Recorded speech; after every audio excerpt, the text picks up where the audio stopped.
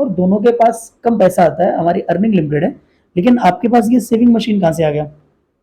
रूपा बोलती हो इतनी सी बात। यार इसके लिए ना मैं एक सेल्फ हेल्प ग्रुप है उसकी मेंबर बनी हूँ, ठीक है। और वहां पे बहुत सारी मेरे और आपके जैसी वुमेन्स हैं जो थोड़ा थोड़ा पैसा हर महीने क्या करती हैं, कंट्रीब्यूट करती हैं। और उसी से मुझे क्या मिला है, ये सेविंग मशीन मिली है। और उसी से मुझे क्या हो जाती है, एडिशनल इनकम भी हो जाती है। रूपा बोलती है यार बहुत अच्छी चीज है, वेरी नाइस। लेकिन ये सेल्फ हेल्प ग्रुप क्या होता है क्या एक्चुअली में, ये सेल्फ हेल्प ग्रुप? तो रूपा बोलती है SHG का मतलब होता है self help group prominently run by woman. तो ये ग्रुप होता है जिसको वुमन चलाती है। तो रूपा बोलती है okay, I will take initiative form self help group in my locality. Thank you Rupa for your valuable guidance. तो नाउ रूपा बोलती है कि मैं भी एक सेल्फ हेल्प ग्रुप चालू करूंगी अपनी लोकेलिटी में, और इस वैल्यूबल जानकारी देने के लिए बहुत बहुत शुक्रिया, वो रूपा को बोलती है। दोस्तों इस एग्जाम्पल से यहाँ पे जो समझाने की कोशिश की गई है वो सेल्फ हेल्प ग्रुप की इंपॉर्टेंस को बताया गया। क्योंकि हमारी कंट्री यानी कि भारत, यहाँ पे जो महिलाएं हैं यानी कि वुमेन्स, ये उतनी ज़्यादा स्ट्रांग नहीं है, इकोनॉमिकली भी सोशली भी। तो सेल्फ हेल्प ग्रुप एक ऐसा ऑर्गेनाइजेशन है जहाँ पे कुछ महिलाएं मिलती हैं, आपस में थोड़ा बहुत पैसे कंट्रीब्यूट करती हैं, और जो पैसा उस ग्रुप से बनता है वो पैसा ये क्या करती हैं, जो जरूरतमंद महिला रहेगी इनके ग्रुप में उनको ये एज ए लोन देती हैं। और इससे क्या होता है, महिलाओं के पास भी पैसे आने की एक अपॉर्चुनिटी हो जाती है, और जिससे वो नॉर्मल जो रूटीन है उनके अलावा थोड़ा बहुत एक्स्ट्रा काम कर सकती हैं एक्स्ट्रा पैसे के लिए, ठीक है। तो सेल्फ हेल्प ग्रुप का महत्व बहुत ज़्यादा है आज के ज़माने में, स्पेशली फॉर वुमेन्स। तो चलिए मैंने ये बता दिया, तो आगे बढ़ते हैं हम, राइट। देखिए इंट्रोडक्शन हम पढ़ते हैं। इंट्रोडक्शन में बोला गया है कि finance is the life blood of business. Simple चीज है यार, कॉमन सी चीज है कि फाइनेंस जो होता है वो बिजनेस की लाइफ ब्लड होता है। जैसे कि हमारी ह्यूमन बॉडी है, ह्यूमन बॉडी में अगर लाइफ ब्लड का सर्कुलेशन नहीं होगा तो हमारी ह्यूमन बॉडी नहीं चलेगी। उसी वक्त नहीं, उसी तरह से अगर बिजनेस के अंदर कैपिटल नहीं होगा या फाइनेंस नहीं होगा तो बिजनेस भी नहीं चलेगा। ये बेसिक फाउंडेशन होता है सभी इकोनॉमिक एक्टिविटी के लिए। अगर आपको कोई भी इकोनॉमिक एक्टिविटी स्टार्ट करनी है किसी भी प्रकार की, तो सबसे बेसिक नीड जो होगी दैट्स फाइनेंस। आपको फाइनेंस चाहिए होगा। और जो किसी भी ऑर्गेनाइजेशन की जो सक्सेस होती है और उसका जो एफिशिएंसी होती है वो डिपेंड करती है कि आप फाइनेंस को कैसे मैनेज करते हो, ठीक है। किसी भी ऑर्गेनाइजेशन की सक्सेस डिपेंड करेगी कि उनका जो मैनेजमेंट होता है वो फाइनेंस को कैसे मैनेज करेगा, एफिशिएंट मैनेजमेंट कैसे आप करते हो फाइनेंस को। और फाइनेंस का मतलब क्या होता है, finance refers to source of money for a business. Finance का मतलब क्या होता है, source of money for the business, उसको बोलते हैं फाइनेंस। यानी कि लोन है, आपका खुद का कैपिटल है, या आप डिबेंचर होल्डर से पैसे रेज कर रहे हो, तो इन सब को आप क्या बोलोगे, फाइनेंस। तो फाइनेंस का अगर सिंपल भाषा में मतलब बोला जाए तो इसका मतलब होता है sources of money for a business. Business के लिए जो भी पैसे का, जो भी फाइनेंस, जो भी पैसे का सोर्स होता है उसे हम क्या बोलेंगे, फाइनेंस बोलेंगे। देखो हर एक फर्म को क्या चाहिए, फाइनेंस की जरूरत पड़ती है बिजनेस को शुरू करने के लिए, बिजनेस को रन करने के लिए, और बिजनेस को इफेक्टिव तरीके से एक्सपांड और डाइवर्सिफाई करने के लिए। और it is difficult to raise finance for starting the business because इसमें बहुत ही हाई रिस्क इन्वॉल्व होता है। क्योंकि आप बिजनेस शुरू कर रहे हो, आप बिजनेस शुरू करने के लिए आपको फाइनेंस चाहिए, थोड़ा बहुत आप खुद से कंट्रीब्यूशन करोगे, बाकी का जो फाइनेंस होगा वो आपको लोन लेना पड़ता है। और यार इनिशियल टाइम में आपके बिजनेस का अर्निंग फिक्स नहीं है, मार्केट में बिजनेस चलेगा नहीं चलेगा कुछ भी फिक्स नहीं है, और उसके बेसिस पे एक हाई अमाउंट ऑफ लोन उठा लेना मार्केट से, दैट इज अ रिस्क ना। क्योंकि हम कल को नहीं लौटा पाए तो जो हमारी प्रॉपर्टीज हैं भी, हमारी पर्सनल वर्सनल, वो भी चली जाएंगी। इसीलिए किसी भी बिजनेस ऑर्गेनाइजेशन के लिए शुरू शुरू में बिजनेस के लिए फाइनेंस इकट्ठा करना थोड़ा रिस्की काम होता है।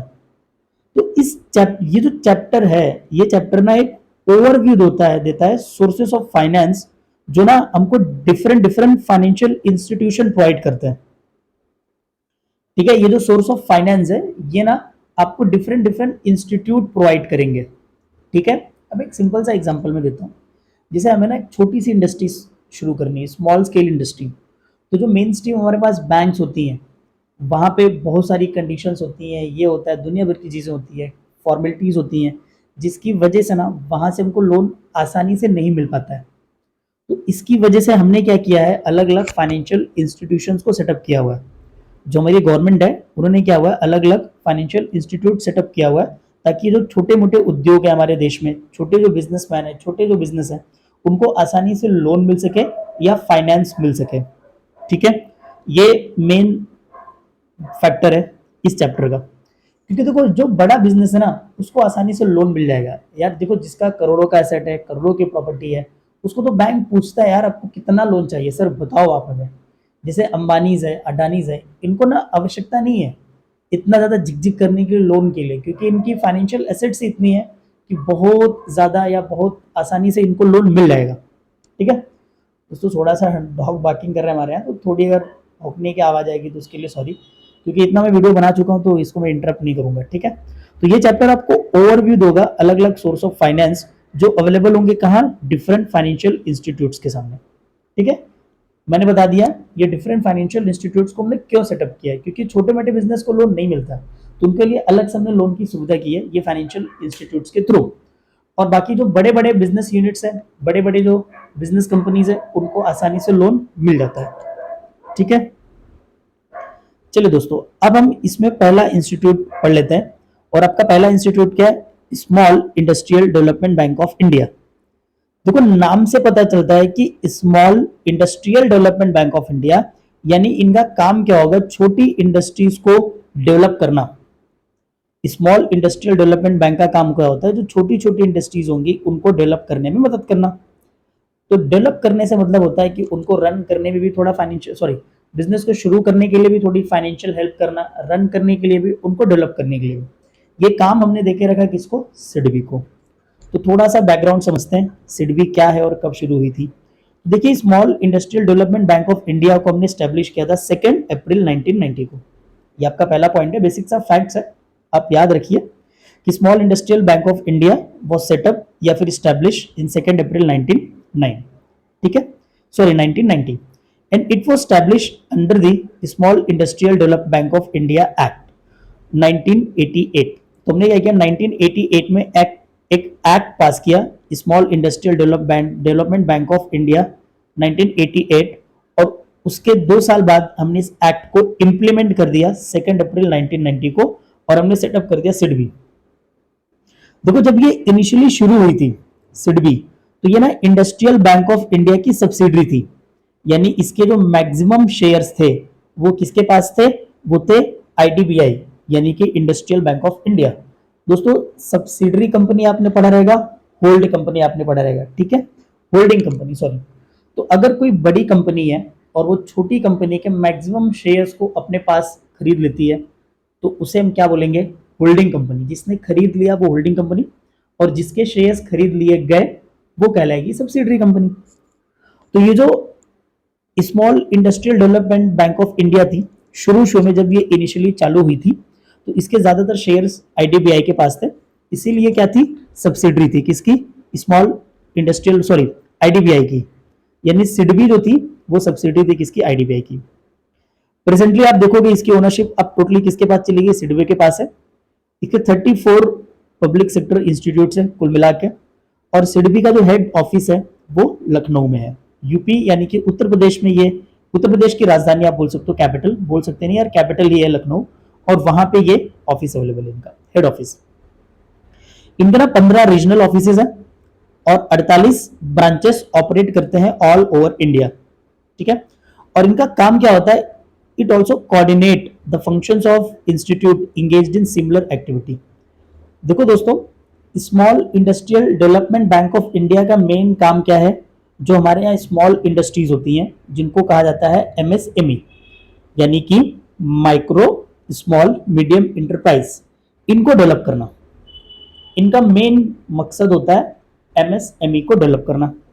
तो सिडबी क्या करती है, सिडबी एमएसएमई को डेवलप करने का काम करती है। इसके अलावा, यानी सिडबी के अलावा भी अगर कोई और इंस्टीट्यूट है जो स्मॉल बिजनेस को, यानी एमएसएमई का जो बिजनेस है उसको डेवलप करने में हेल्प कर रहा है, तो ये उसको क्या करेंगे, कोऑर्डिनेट करेंगे, उनके साथ ये पूरा कोऑर्डिनेशन करता है। ऐसा नहीं कि भाई हम ही हेल्प करेंगे आप नहीं करोगे, बिल्कुल ऐसा नहीं है। यानी कि सिडबी खुद ही इसीलिए बनाई गई है ताकि ये स्मॉल इंडस्ट्रियल डेवलप सॉरी खुद ही इसके लिए बनाई गई है ताकि ये एमएसएमई की मदद कर पाए। लेकिन अगर इसके अलावा भी कोई और इंस्टीट्यूट है जो एमएसएमई की हेल्प करता है तो ये उसको पूरा कोऑर्डिनेट करते हैं, पूरा का पूरा तालमेल, पूरा सहयोग देते हैं। ऐसा नहीं है कि भाई मैं ही मदद करूंगा तो साइड हट जा, ऐसा बिल्कुल भी नहीं करते। ठीक है, देखिए माइक्रो स्मॉल मीडियम एंटरप्राइज यानी कि एमएसएमई मेन फोकस्ड डोमेन है सिडबी का, यानी कि सिडबी का जो मेन फोकस्ड एरिया है वो एमएसएमई है। एमएसएमई को प्रमोट करना ये मेन उद्देश्य है किसका, सिडबी का।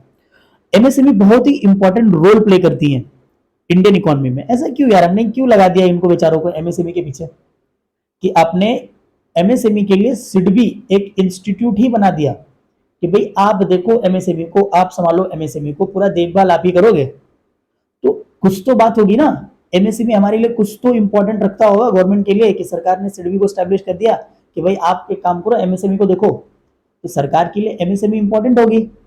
इसीलिए तो उन्होंने बोला ना यार सिडबी को कि आप एक काम करिए, आप इसको हैंडल करिए, मैनेज करिए इसको। समझे नहीं समझे? देखो क्या महत्व है, एमएसएमई बहुत ही इंपॉर्टेंट रोल प्ले करता है इंडियन इकोनॉमी के अंदर। ये क्या करता है, एम्प्लॉयमेंट प्रोवाइड करता है पूरी की पूरी इकोनॉमी में। अब भाई इससे बड़ी बात और क्या क्या हो सकती है यार, क्योंकि देखो पूरी की पूरी जो हमारी इकोनॉमी है वो चलती है एम्प्लॉयमेंट के बेसिस पे, क्योंकि एम्प्लॉयमेंट जनरेट होगा तब जाके लोगों के पास पैसा आएगा, फिर उनकी परचेसिंग पावर बढ़ेगी, तब वो डिमांड करेंगे, तब सप्लाई होगा, तब देश में प्रोडक्शन बढ़ेगा और रोजगार बढ़ेगा और ज्यादा देश में पैसा आएगा। तो भाई एमएसएमई क्यों इतना जरूरी है सरकार के लिए कि उसने इसको मैनेज करने के लिए या इसको हेल्प करने के लिए सिडबी जैसी एक इंस्टीट्यूट बना दिया। आपको मेन रीजन ये है कि ये इंडियन इकोनॉमी को ग्रो करने में मदद करती है, क्योंकि ये मेजर एम्प्लॉयमेंट प्रोवाइडर है। ठीक है, ये याद रखिएगा कि ये एम्प्लॉयमेंट प्रोवाइड करती है। ठीक है, और SIDBI take structural initiative to resolve the financial and non financial hurdles of MSME. भाई एमएसएमई मेन इंपॉर्टेंट है किसके लिए, सरकार के लिए, क्योंकि ये इंडियन इकोनॉमी को ग्रो करने में मदद करती है, एम्प्लॉयमेंट जनरेट करने में मदद करती है। तो अगर एमएसएमई के फंक्शनिंग में कोई फाइनेंशियल हर्डल, ये हर्डल्स का मतलब होता है तकलीफ या रुकावट, या कोई नॉन फाइनेंशियल रुकावट भी आ रही है तो उसको रिजॉल्व करना, उसको सही करना, ये आईडीबीआई का, सॉरी आईडीबीआई नहीं यार, सिडबी का इनिशिएटिव होता है। और क्या करती है ये, पढ़ लेते हैं। It helps to make MSME strong, vibrant, globally competitive. भाई ऐसा नहीं कि सिर्फ और सिर्फ ये फोकस करती है कि एमएसएमई इंडिया में डेवलप हो जाए, नहीं नहीं, सिर्फ इंडिया में ही नहीं, ये क्या करना चाहते हैं, एमएसएमई को स्ट्रांग, वाइब्रेंट और ग्लोबली कॉम्पिटिटिव बनाते हैं। समझे कुछ, ग्लोबली कॉम्पिटिटिव बनाएंगे। हमारा काम ये नहीं है कि हम एमएसएमई को सिर्फ इंडिया में स्ट्रांग बनाएंगे, इंडिया के बाहर भी हम इनको क्या करेंगे, स्ट्रांग बनाने की कोशिश करेंगे। और there are many efforts taken by SIDBI emerge as a brand which customer friendly towards the MSME. तो सिडबी ने बहुत सारे एफर्ट्स लिए हैं जिसकी वजह से ये कस्टमर फ्रेंडली हुआ है टुवर्ड्स एमएसएमई। ठीक है, it facilitate the strengthen the credit flow to MSME, कि भाई अगर एमएसएमई को क्रेडिट चाहिए, किसी भी प्रकार का लोन चाहिए, तो सिडबी उसको कंप्लीट मदद करेगा, उसको स्ट्रेंथन प्रोवाइड करेगा क्रेडिट फ्लो में, ताकि उसको क्रेडिट को लेके कोई प्रॉब्लम ना हो। और सिडबी क्या करता है, जितने भी इसके रिसोर्सेज है वो डेडिकेट कर देता है, यानी सिडबी के पास जो भी रिसोर्सेज है वो टोटली डेडिकेट कर देता है इवोल्यूशन ऑफ वाइब्रेंट इकोसिस्टम। ठीक है सॉरी, तो ये एमएसएमई के लिए ना एक वाइब्रेंट इकोसिस्टम प्रोवाइड करता है। देखो इकोसिस्टम का एक आसान भाषा में सिंपल सा मतलब समझ लिया जाए तो कहीं किसी भी पर्टिकुलर एरिया में जो रहन सहन का सिस्टम होता है ना, वहां का इकोसिस्टम होता है। एग्जाम्पल देखो, समंदर में जो लोग रहते हैं, समंदर जानवर, तो समंदर में रहने का इकोसिस्टम अलग होता है, जमीन पर रहने का इकोसिस्टम अलग होता है, जंगल में रहने का इकोसिस्टम अलग होता है, उसी तरह गांव में रहने का इकोसिस्टम अलग होता है, और उसी तरह से शहरों में रहने का इकोसिस्टम अलग होता है। तो जिस इन्वायरमेंट में हम रह सके, हम पूरी की पूरी अब हमारी जो भी फंक्शनिंग है वो आसानी से परफॉर्म कर सके, वो हमारा इको फंक्शन होता है, वो हमारा इकोसिस्टम होता है। जैसे अगर मछली है तो मछली को रहने के लिए, मछली को सारी चीजें, मछली अपनी सारा फंक्शनिंग, सारा काम कहाँ पूरा कर पाएगी, पानी के अंदर। आप जमीन पे निकालोगे तो मर जाएगी, तो उसके लिए सुटेबल इकोसिस्टम क्या है, पानी। भाई पानी दो उसको, समझे नहीं समझे? उसी तरह जो जमीन पर रहने वाला प्राणी है, जैसे कि हिरन है, ठीक है, तो हिरन के लिए एक बेस्ट इकोसिस्टम क्या होगा, ग्रास के मैदान, जहाँ पे घास हो,